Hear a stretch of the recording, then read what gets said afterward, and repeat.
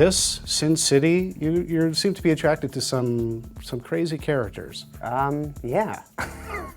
Well, I mean, I think it's representative of a few things. I'm a fan of the genre. I like horror films, but I'm also attracted to roles and experiences that are different than anything I've played, and challenges, and I think in some ways what I found most attractive about this project, beyond the character itself, was the way that the film was being executed. The idea of shooting the movie almost primarily in POV, and that you'd only really see the killer in reflections, was such an interesting idea, and so clearly differentiated itself from the original too, which was extremely important to me.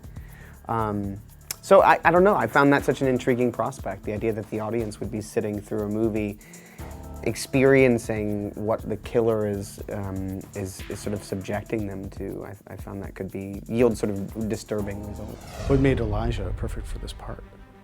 For me, he's perfect for this part because he's charming and unassuming and has these kind blue eyes, and what's more terrifying than somebody like that, your next door neighbor, the nice guy next door that you would never imagine is capable of doing such things.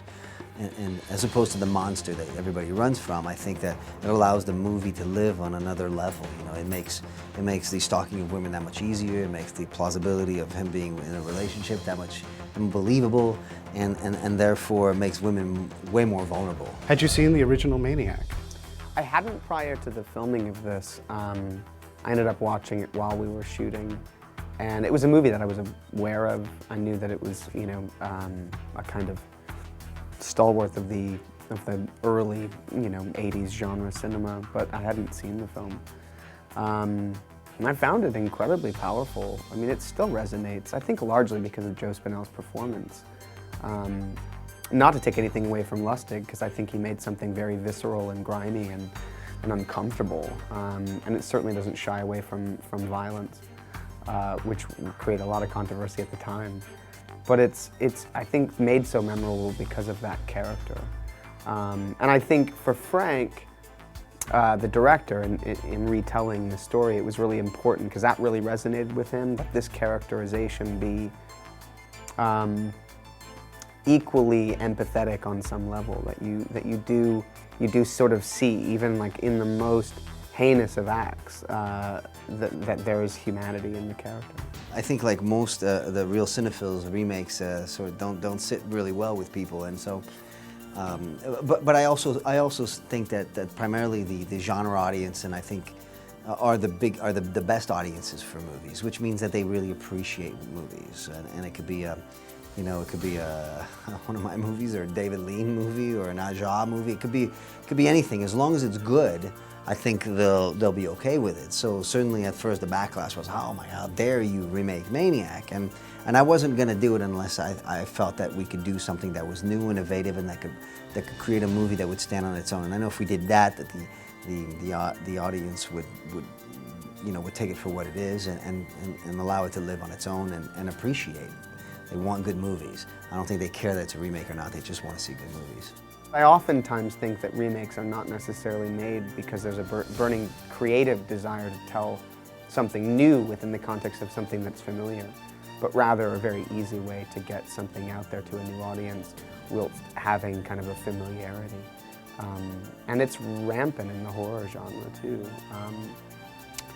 And I think, my initial response to this was, it's a remake, I don't know. But I think as soon as I realized that it was such a different take on the original, because I don't know, man, I think if you're gonna remake something and you're doing something exciting and different with it, it then has merit. There's a reason for its existence. There's a reason to retell it. There's but just simply to do something because, what we also love in the industry these days, and I find this increasingly strange because we're in such a global world now, where a movie, like a foreign horror film, for instance, which we all tend to see if we're into that genre, and now with the advent of VOD, it's easier to get access to those things. They're remade within a couple of years of having already come out, and the most recent example of that I can think of is Let the Right One In, You know, I think the remake is serviceable totally to the original. It's clearly made with reverence to the source material, but that film, we all just saw it. Like, I just felt like, wow, we've only just digested this beautiful piece of genre work that, you know, clearly got in front of people in the US and just felt too soon. It feels like that gap now between something coming out and then having to remake it for American audiences.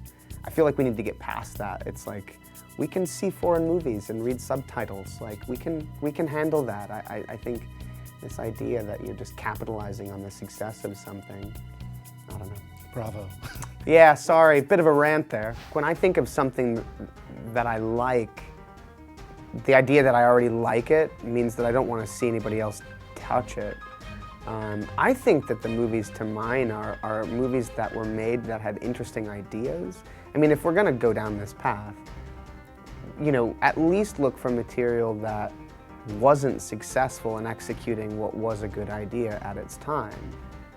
Take that kernel and then try and make it successful. Try and do something with it that it wasn't able to achieve at the time. I think that's more interesting. You know, look for movies that, God, they had something. That movie really had something. And then see about updating it and make it come to fruition in a way that it couldn't then.